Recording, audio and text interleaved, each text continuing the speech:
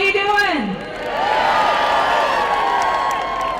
So welcome back to the 7th annual Walk for Life West Coast. And I gotta tell you, it's awesome to see all you packed out there, and there was and wonderful homemade signs. But there was one sign that I saw out there that was very prevalent, and it said, "Break the chains." And I looked at that and I thought, that's the best sign anybody could bring to the Walk for Life, because we are here to break the chains of the bondage of the culture of death. And so I thank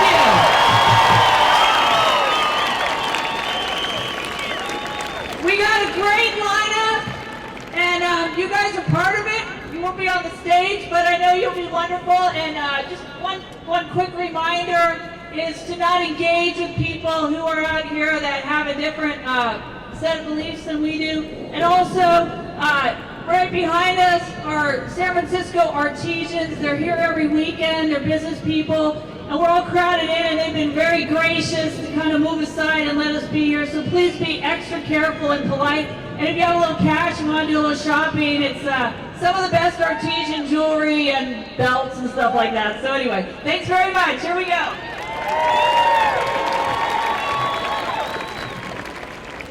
Good morning. My name is David Bereit. I serve as National Director of 40 Days for Life. A few years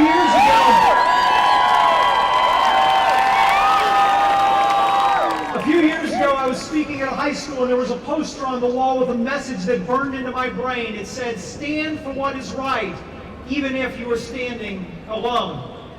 Today, you are standing for what is right, but all you have to do is look around and realize you are not standing alone. And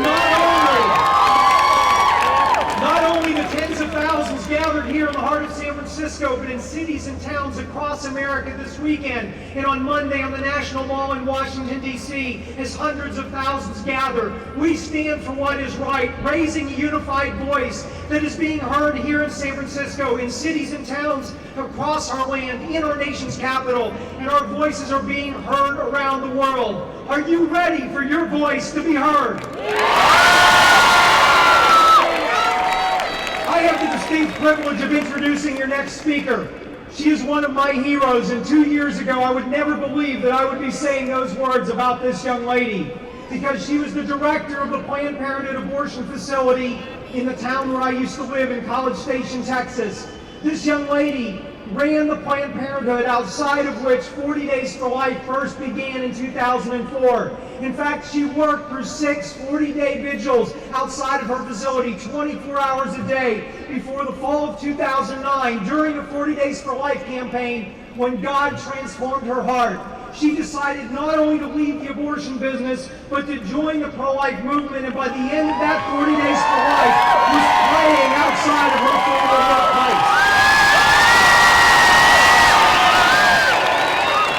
As you can imagine, Planned Parenthood and the abortion industry weren't very happy. They filed a massive lawsuit and restraining order to try to silence her. But like every good David versus Goliath story, when the day in court came, Planned Parenthood lost and this next speaker won. And that cleared the way for this young lady to share her story about what she witnessed behind the closed doors of the abortion industry and why she had a change of heart and left. That story just came out last week in book form in the book Unplanned, published by Tyndale House, Focus on the Family, and Ignatius Press right here in San Francisco. That book is shaking up this movement.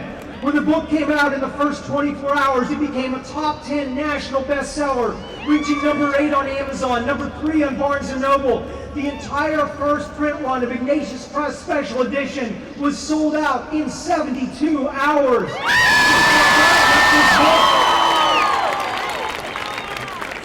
This book is making a profound impact. How many of you have already read Unplanned?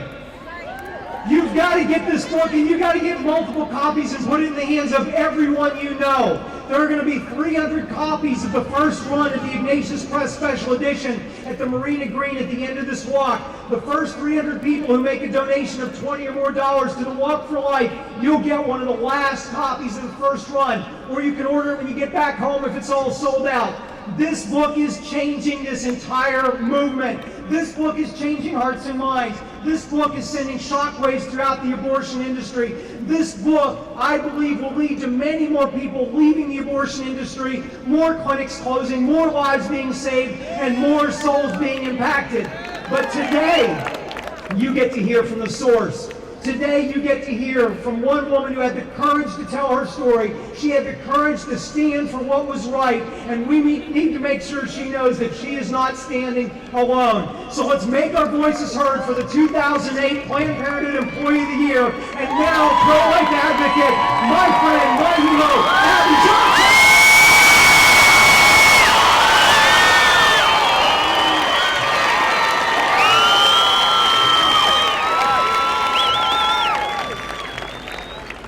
Well, I'm from Texas, so I'm going to make this appropriate. Howdy! I don't think that was very good. Are you really here for life or what? Howdy! All right, that's what I thought. I didn't spit out my gum. I'm not very professional. Sorry. Look, for 8 years of my life, January 22nd was a special day for me because it was a day that I honored choice. Today, on January 22nd, I don't honor choice anymore. I mourn choice. It is not a happy day for me to think about the millions of children that have died because of choice. But it is a happy day for me to look out into this crowd and see so many people who are ready and willing and able to get uncomfortable for life.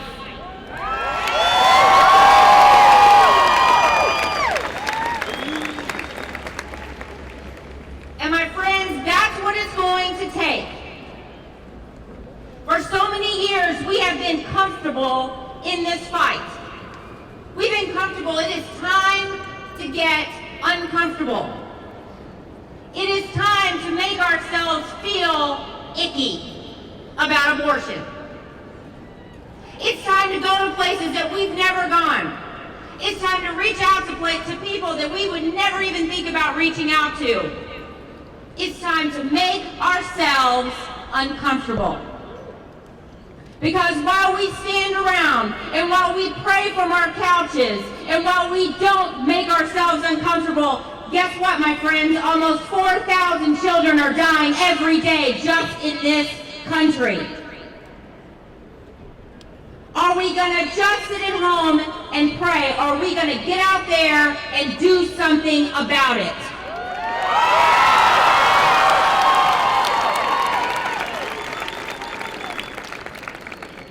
I pray that we do something about it. I pray that today is not the end for your activism. I pray that today is not the end for your advocacy. I pray that today is the very beginning. If you've never been out to a clinic, and there's plenty of them here in California, if you've never been out to an abortion clinic to pray, if you've never fasted for an end to abortion, if you have never sidewalk counseled peacefully and prayerfully and lovingly, if you have never reached out to a woman that is abortion vulnerable, I encourage you to go out to a clinic and do it. If you have never looked at an abortion clinic and faced it, if you have never looked at it and said, my God, use me here. If you have never done that before, I encourage you, find a place where you can do it. Is it comfortable to be outside of an abortion clinic? Is it? No, it's not. But if I can go out to the abortion clinic where I worked for 8 years and coerced thousands of women into having abortions, and in fact, had my own abortion at that abortion clinic, then I'm telling you, you can go out to an abortion clinic and pray. Everybody here can get involved in the pro-life movement in a very, very big way. And you can do it starting right now, today. Who in the crowd is 30 years of age or younger? Make some noise.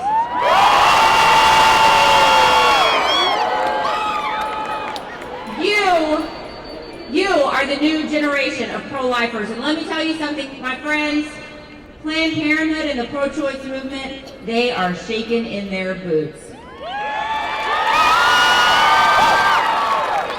They are terrified because there are so many more pro-life young adults than pro-choice young adults. You know why? Because it makes sense to be pro-life. It doesn't make sense to be pro-choice. It doesn't make sense to look at a 13-week-old baby in the womb and say that's just a mass of tissue. It doesn't make sense. Science doesn't back it up. Technology doesn't back it up. It makes sense to be pro-life, doesn't it?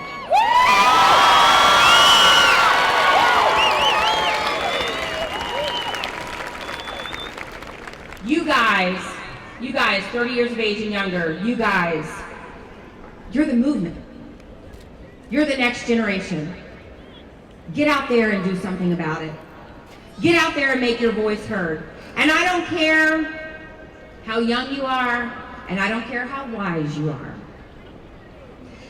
There is a place for all of you in this movement. You can call your legislators. You can write letters. You can go out to the clinic. If you can't go out to the clinic, you can be at home doing something, calling, writing. There's a place for everybody. If my 4-year-old daughter can go out to the clinic with me and pray, so can you. There is a place for everybody. Don't get complacent. Don't get lazy. Get fired up for life. This is our time.